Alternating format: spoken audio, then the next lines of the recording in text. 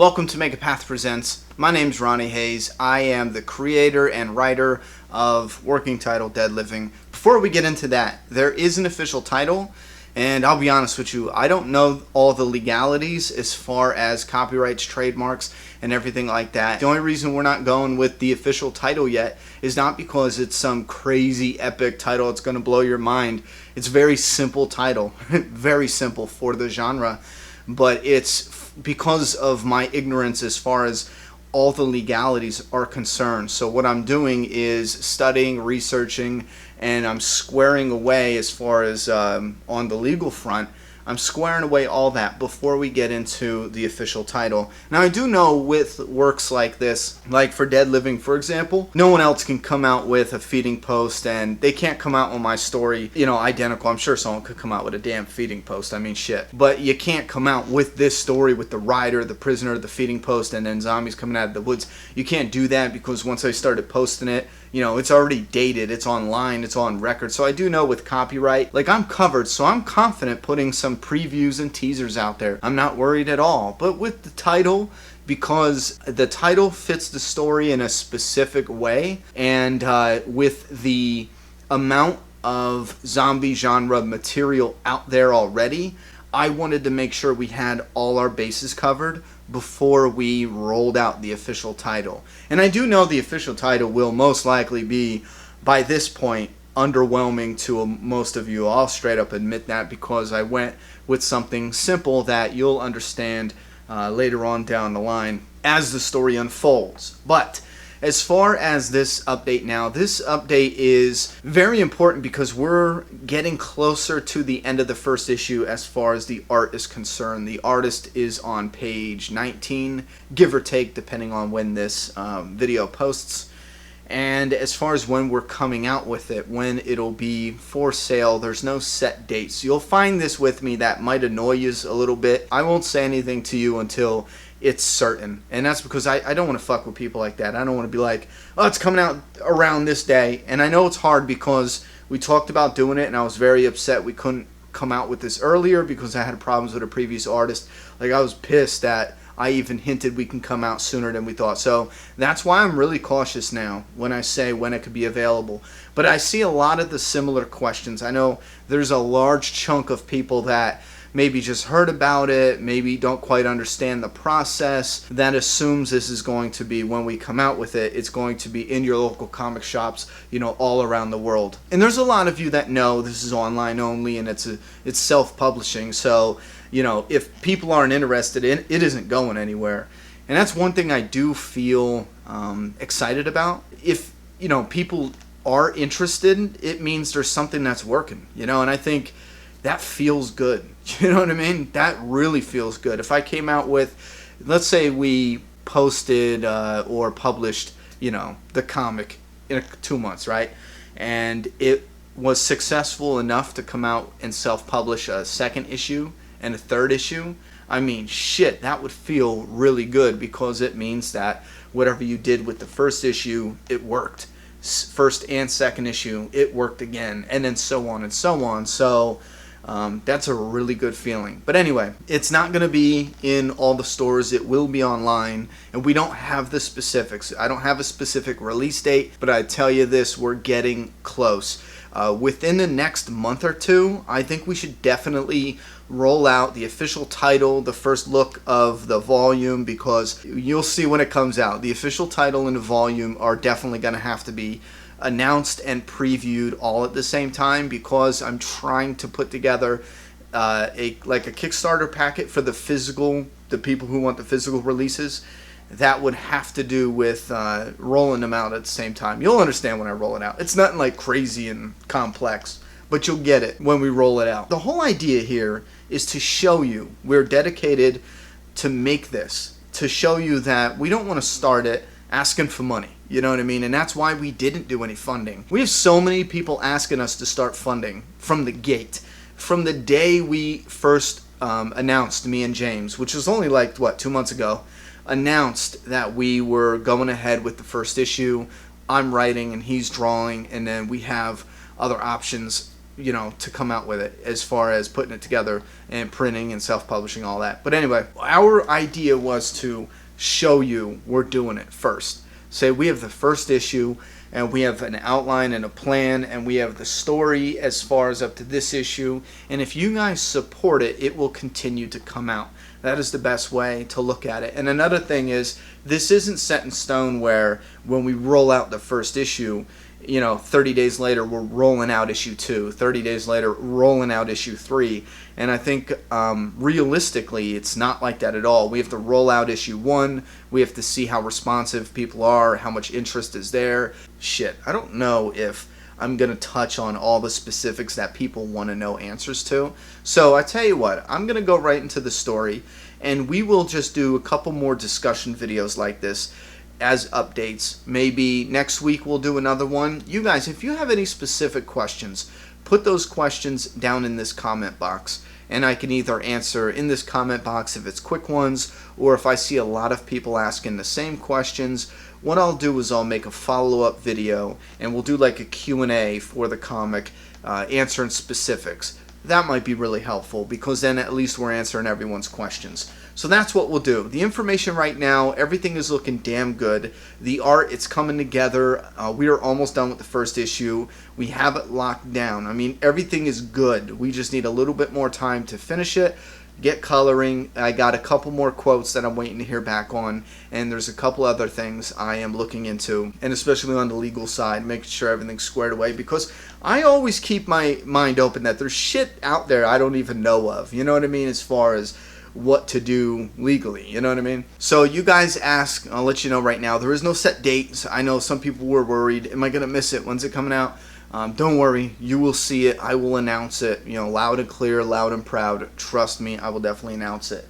Now, as far as going into the feeding post and the first issue, there is something I did want to briefly talk about, and that was, I don't want to say the importance of the first issue, but it was why I started the first issue as a flash forward.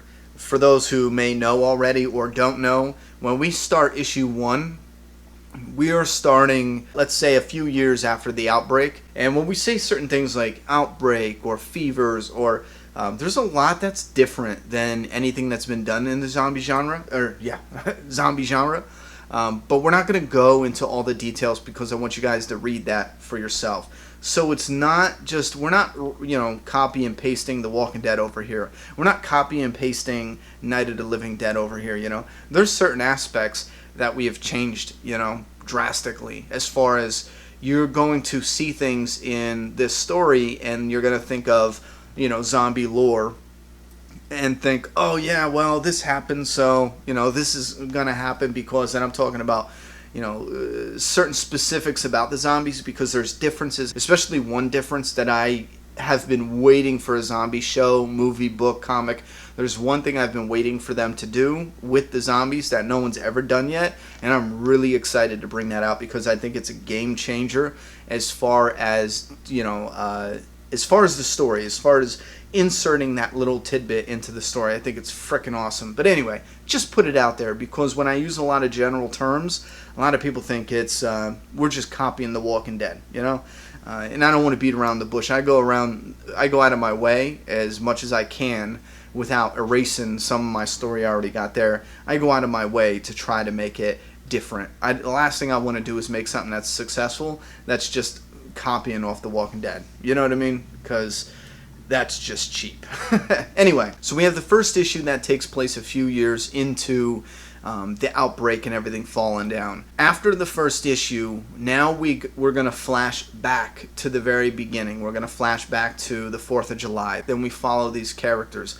And we're going to follow these characters to a certain point where we're going to see them in an area, and that area is going to be the same area as the feeding post. Now this is where I get so fucking excited about this idea, because we start off issue 1 with the feeding post. We see this car that's, old and rusted. Weeds are growing around it. A house that has bullet holes in it. It's all, it's a shack, right? It's a shit show. Roof is partially caved in. We see a little handmade grave here. There's the feeding post down there. There's a pile of bones by the feeding post. Then we leave that. and go to issue 2. And then from issue 2, the story unfolds, and we get to a point in the story where we're going to see, possibly, the feeding post and who put that there. And we will find out whose bones those are. We'll see how that car got there. So that way, as you're reading it, you see it from issue 1, and you can go back and revisit it. You can go back in issue 1 and you'll see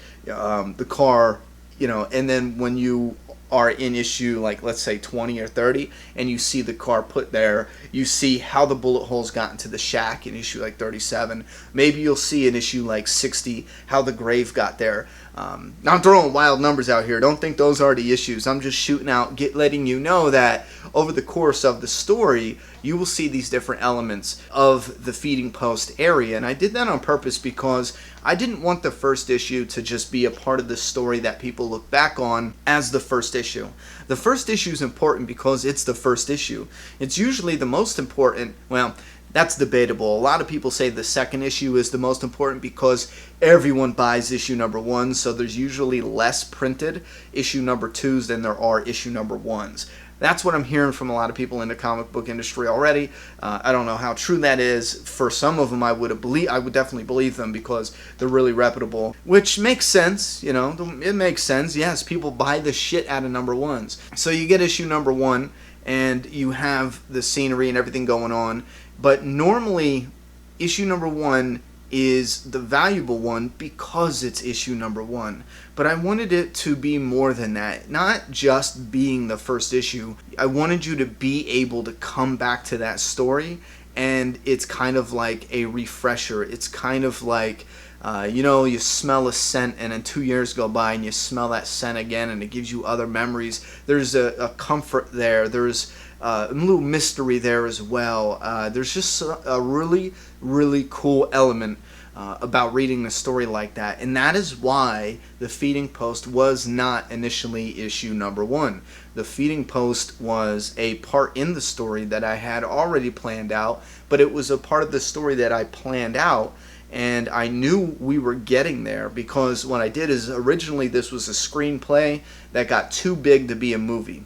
All right, and since I got introduced to comic books, I'm sitting here reading comics and everything like that, and it just dawned on me, holy shit, you got all these comic book stories that they're going for the long run, you know what I mean? And this is the perfect median, I feel, to insert this story. It's a very long, complicated story that deals over a couple generations. Damn, this is where you can play out the long game with this story. You don't have to rush it, compact it, because there's a character that I'll tell you right now, he goes missing for a couple years, you know what I mean? He doesn't go missing, but he has to go off for a couple years because of something.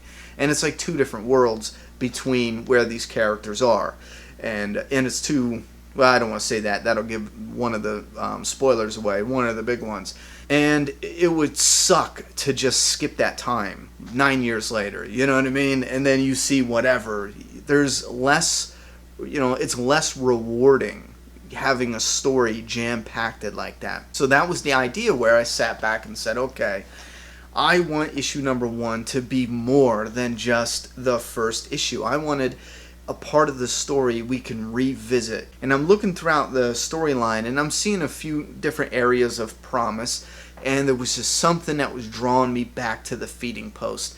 If we're looking and we're just going to be cold and based on like monetary or branding, because that's an aspect realistically you need to pay attention to. You can't just simply say, I want to make a cool story for the fans.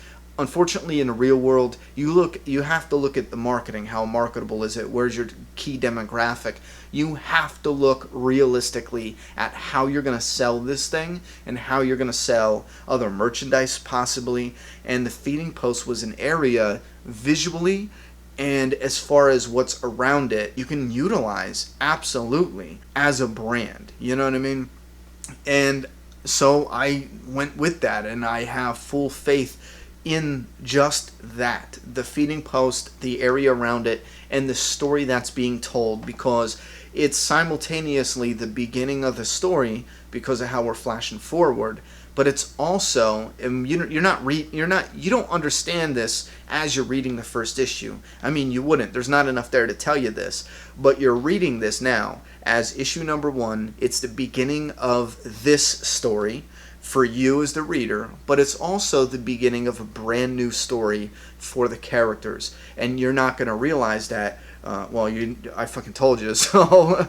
But if you were reading the comic, you would not get that realization until down the road. And then when you look back at it in retrospect, you're like, I have this issue number 1 that told a story by flashing forward, going back, retelling it, and when everything syncs up, I have now seen the entire backstory of this area, the feeding post area, and you're like, damn, issue number 1. This was the start of this story, and when you catch up, everything plays out, and you're at whatever issue we're at where we're caught up completely to the feeding post now. You look at it and say, this is a whole new story for this character moving forward, for all the characters that are involved. Even characters that are alive, that live through so much that you don't see because they're not with the rider or the prisoner.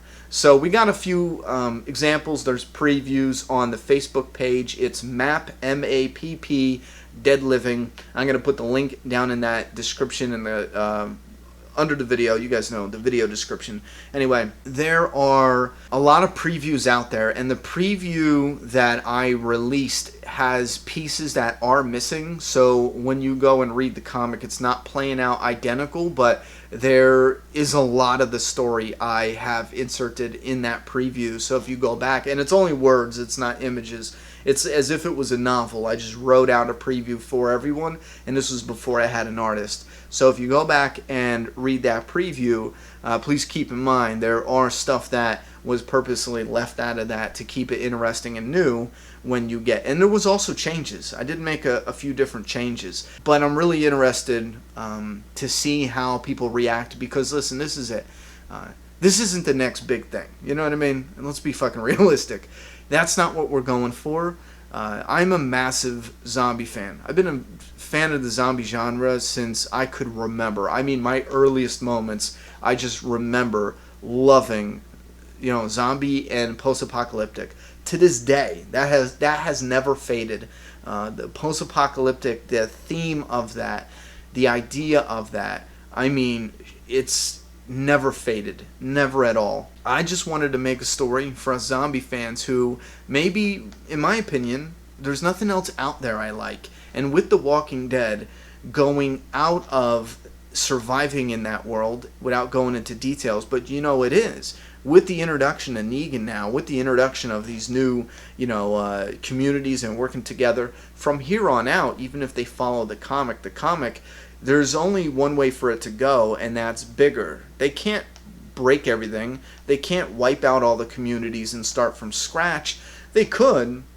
They can go and explore the world and see what's out there, but there's a moment where you can never go back in time, and there's always new story, definitely. I'm not saying that. You can never go back in time and revisit that downfall, the breakdown, that element, going through different houses or communities, watching the world, as it's fallen or during the fall or right after the fall. There's something special there in storytelling that we're not going to get back. They could do something similar where they go out in The Walking Dead. They go out and see what the world looks like now because a good chunk of time has passed, you know what I mean? So this is for fans that, want to go back and capture some of that magic of the breakdown, the fall society, and it's going to go slower. You will see, days, one day after the other, and you will get an up-close look at certain aspects as far as the law or the government, certain choices they make.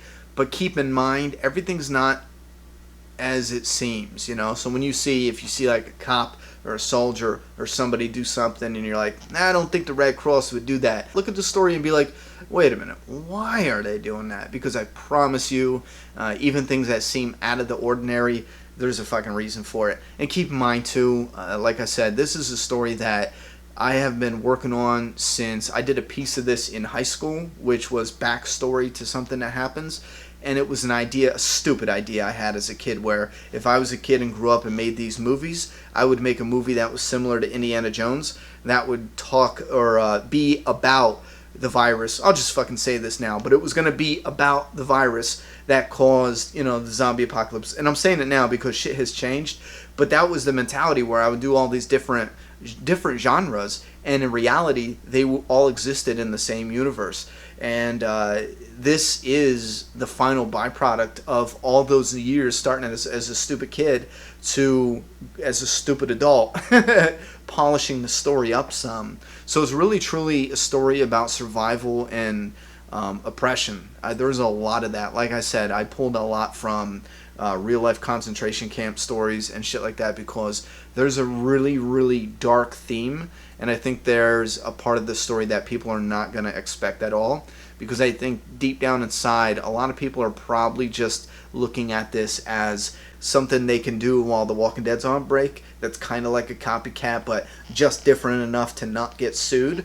And that's another interesting point, because I can't wait till what did they say, the other shoe drops or some shit like that, where there's a realization in the story where you're like, oh well, fuck, that's why it's different. Well, shit. Plus the zombies are designed different, they look different visually, which is something we got to work on with the artists and everything, because we still got to touch certain things up, because me being a dumbass, I just assumed he knew what I was thinking. So with the first issue, I just messaged him today. With the first issue, I totally did not describe how the body breaks down with this virus, and how not all of the zombies are dead. I don't want to say anything else. Fuck it. Leave your thoughts and opinions, even if you hate my guts. I don't care. Real thoughts, opinions, constructive criticism, go ahead and put those down in the comment box below. And I gave you guys an extra long, rambly, kind of an informal discussion video. I hope you don't hate that. I hope there's not people out there that are like, well, I was interested in this, but I just wanted you to say your piece and shut up. I'm kind of hoping like this video would be one where you sat down, just listen to it, maybe doing something around the house, I don't know, and then you can kind of hear a mouthful of what I had to say about this project. It does mean a lot to me. I could continue, I could talk another 20 minutes, but I'll shut up now. Thoughts, any questions you have, thoughts, theories, predictions, whatever. The only thing I'm not taking is story ideas. I know a handful of people keep trying to give me ideas to incorporate in the story. The story's already set for 67 issues right now. We don't need any help, because even if we took help, which I don't even want to mess with that, but even if we took help or ideas, I'd have to rearrange something. The story's already set. We have 60 some issues right now, and it's already planned out. So we're good on the story, but huge thank you, because I know where your heart is. I completely understand. But as far as like fans of the zombie genre, if you're like, oh, I've always wanted to see this, that's not what I'm talking about. That is absolutely fine.